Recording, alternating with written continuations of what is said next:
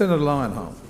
Thank you, Mr Acting Deputy President. I assure Senator Fifield there will be no further singing on the advice of my staff. Mr Acting Deputy President, Winston Churchill said that if you have 10,000 regulations, you destroy all respect for the law. Well, we passed the 10,000 mark some time ago. Too much legislation goes through this place. Almost every aspect of our private life and our working day is regulated. On nearly every question of what is right and what is wrong, the government has introduced a law telling us what to do. As a consequence of this plethora of legislation, respect for the law is disturbingly low. I'm a Libertarian, not an anarchist, so I want government to be effective and the rule of law to be upheld. And because of that, I believe we need far less law. The ceaseless churn of new legislation means that we end up with sloppy law, bills that go through this place that no one reads. Consider the bill before us today, the Maritime Legislation Amendment Bill 2015. I assert that no one representing the government here has actually read it. To test this assertion, I asked the Senator representing the Minister to tell me what Schedule 2 of the bill does, and I challenged the public servants who whisper in the Senator's ear to answer from memory rather than look up the answer.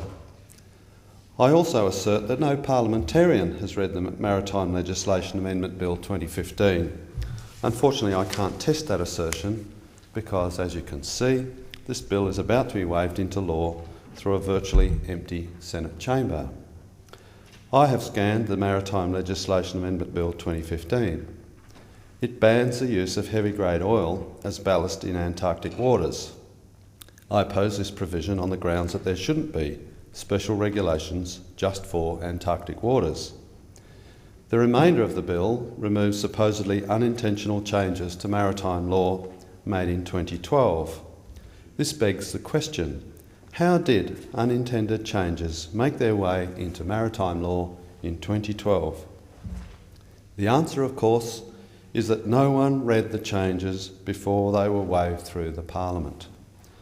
Those unintended changes made to maritime law in 2012 include accidentally excluding certain waters of a state or external territory from bans on dumping, accidentally defining dangerous goods as those goods listed in a particular international code rather than a particular international convention, accidentally introducing requirements relating to insurance and pollution certificates that are impossible to enforce, accidentally referring to a Division 3 rather than a Division 4, accidentally inserting a non-grammatical sentence because someone forgot to type in an or and didn't bother to click on grammar check, and accidentally directing readers to section 10(3) for a definition of a domestic shipping voyage, despite the fact that section 10(3) does not exist.